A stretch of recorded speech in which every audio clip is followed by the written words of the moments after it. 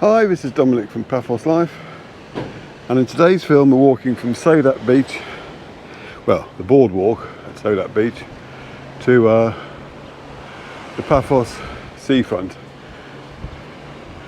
And we're just starting on the viewing platform above the Panagia beach bar.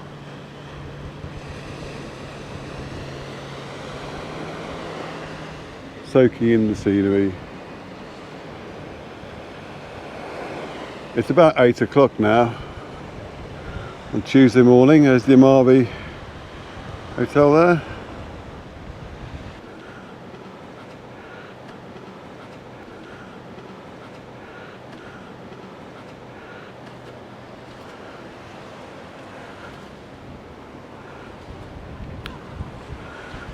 Taking care walking down.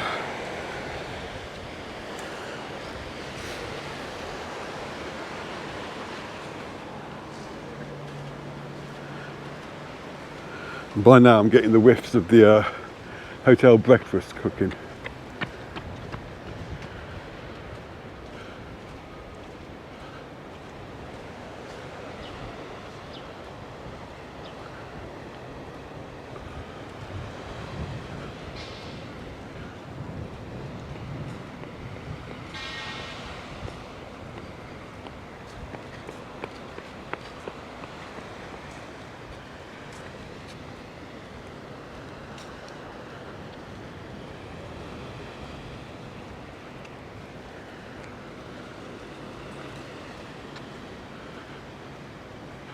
I have to say it all looks rather gorgeous now.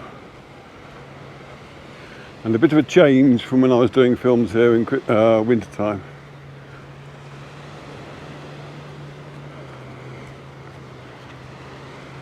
I have to wonder how hot it's going to get in August though this year, if it's like this already.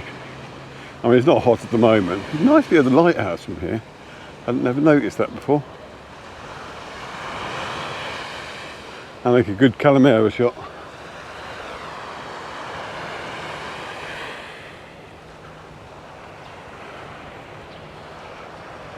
Yes, the Amavi, I was right.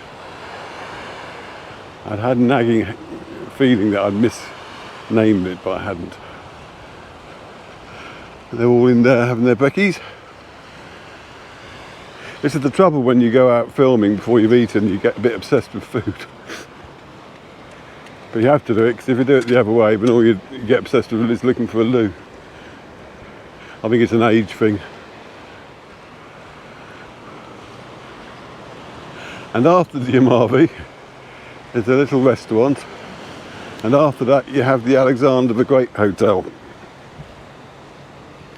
Here's one of those information signs they have, which is required for blue flag beaches.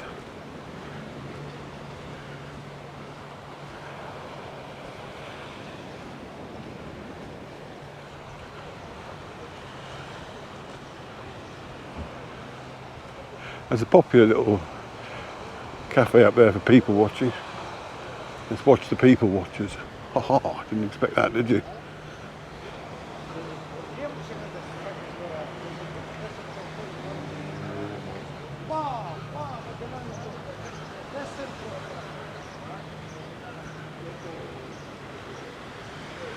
So this is Alexander the Great. These things here are lights. I'll have to come here at night and see if these are actually on as light. I say that because when my sister was here, she said she walked along the boardwalk and it was dark. That could just be my sister. That's how I'll find out if she watches my films or not as well. Frankie, wait.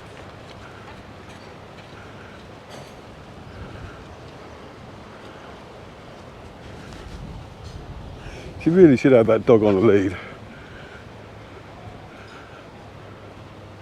Especially with all the cats you get around here. The arrogance of some people is quite appalling, really. Anyway, don't get me started. But this is the Alexander the Great. After its, I don't know, paint job, whatever it was that they did to it. Back up in business.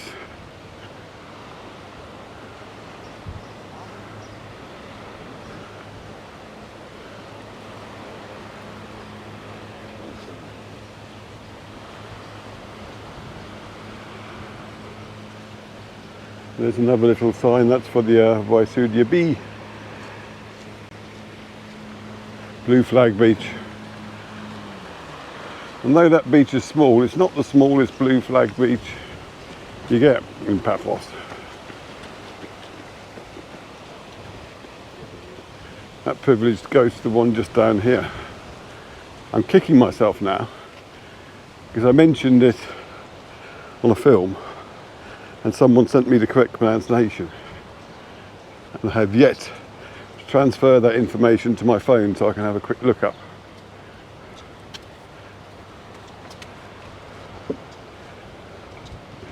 But the next one is called, and God forbid me if I'm wrong, Kathikas Beach. When I was 20, I'd remember things like that, just like that, straight away. That privilege is no longer applying.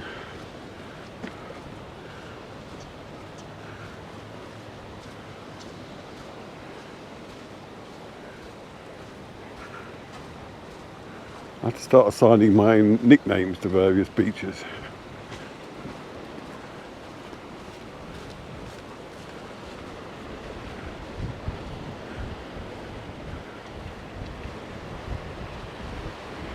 Now that's interesting over there, because during the winter time that had completely been taken away, and I fully understand why, because of the sea being a lot rougher and all that, but it's nice to see it back. I guess it's just a big floating barge. There's the Almyra Spa, part of the Almyra Hotel.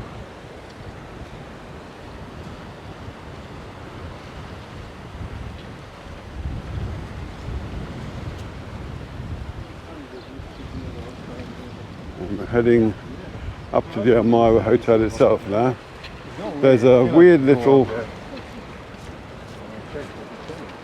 I'm not sure if it's a beach bar or just a kiosk for the water sports up here, but it's got a bloody great anchor next to it.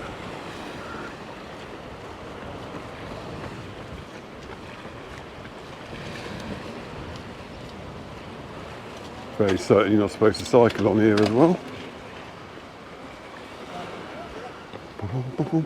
At least there's a bicycle won't crap everywhere. Not that I mind dogs are on leads, etc., because people who tend to put them on leads also clear up after them.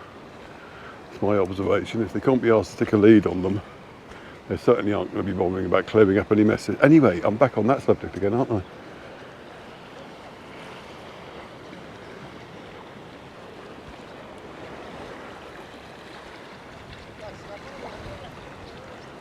Let's go and see the anchor.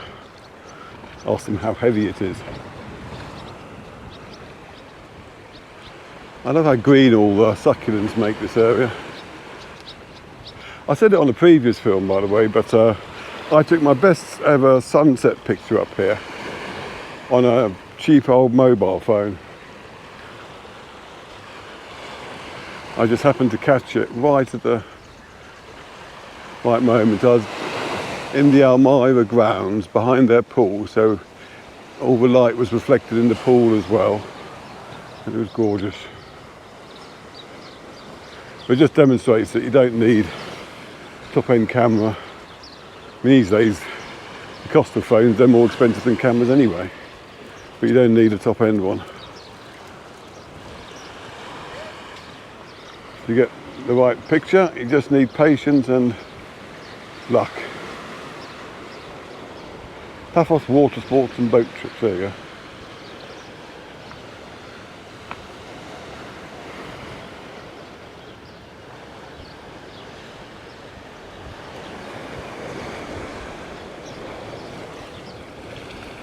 And I presume you climb on that and you stick a coin in and it moves about for a bit.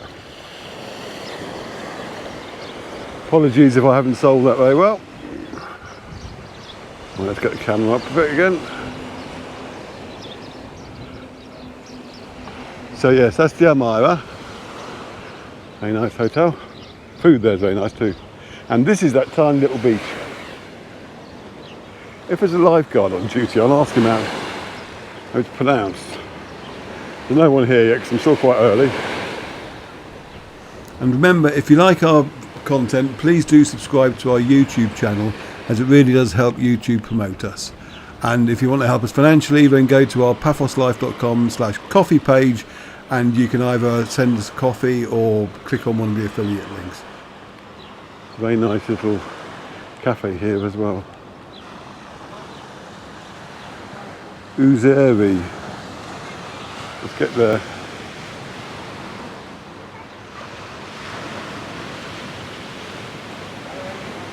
There you go, that's what their menu is.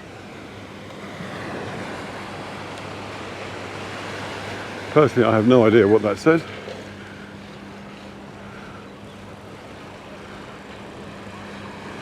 That's Cyprus Island now up here.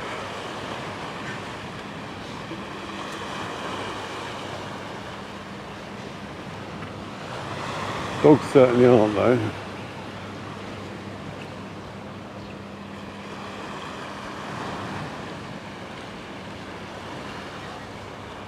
I know further up they are allowed if they're on a lead. Alaikes. Alaiki.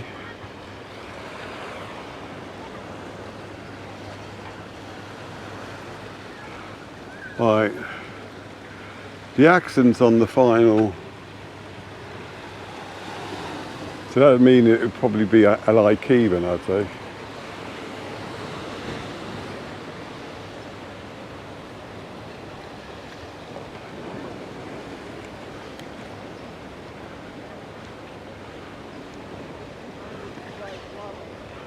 That's one tip I've learned, is that if you look at the Greek, the accent will show you which is the pronounced part of the word.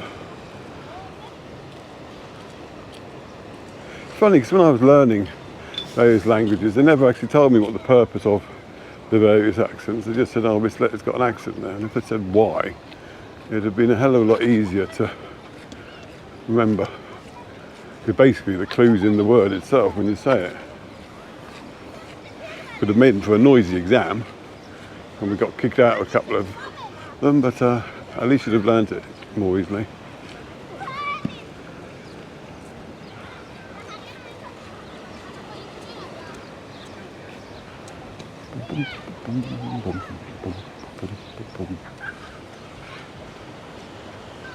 Now these are all available for everybody to rent.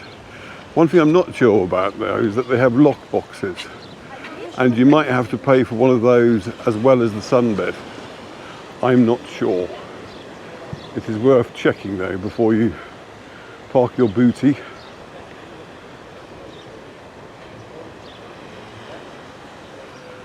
See here it's got the various prices. And then it says available by set. Does that mean you have to buy the set? Which would seem a bit steep because that would include a towel. Or you can get a set with possibly even a discount. Ooh. Anyway,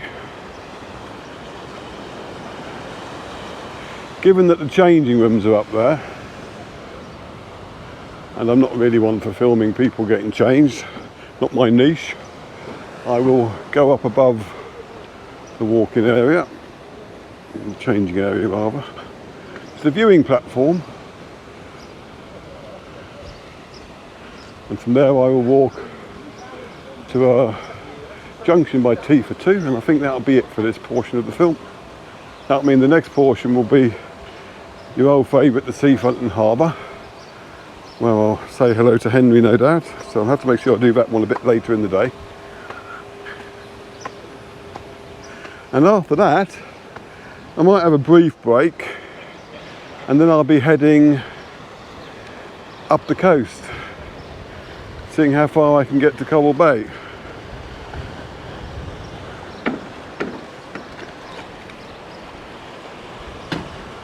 Let's go and finish this film off in style first though.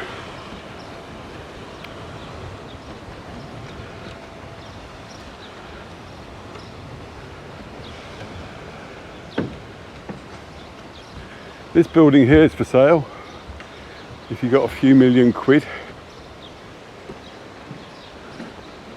Such a waste because prime location and all that. I think the banks own it though.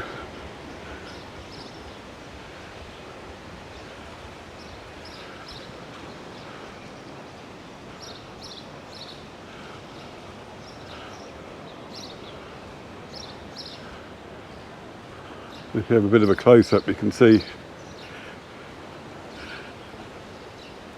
it's not that badly off. I mean, I've seen worse abandoned places. I don't know if abandoned is the correct word, but it's the word I'm using.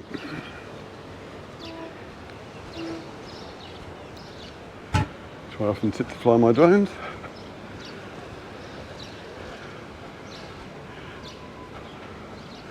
The flowers are struggling a bit in the heat, no doubt. Wonder if I'll bother changing them in high summer, or just admit defeat until the autumn.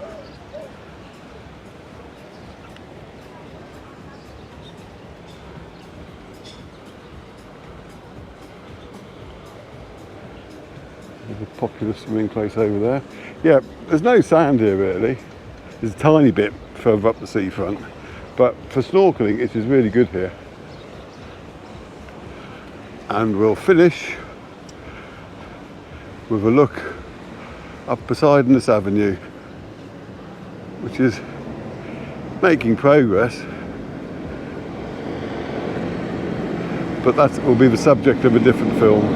Okay, thank you very much for watching, and I'll see you in the next one. Cheers.